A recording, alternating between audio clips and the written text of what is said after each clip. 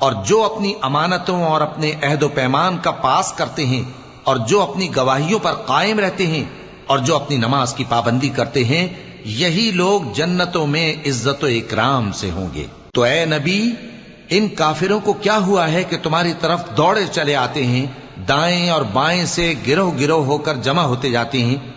کیا ان میں سے ہر شخص یہ امید رکھتا ہے کہ نعمت کے باغ میں داخل کیا جائے گا؟ ہرگز نہیں۔ ہم نے ان کو اس چیز سے پیدا کیا ہے جسے یہ جانتے ہیں۔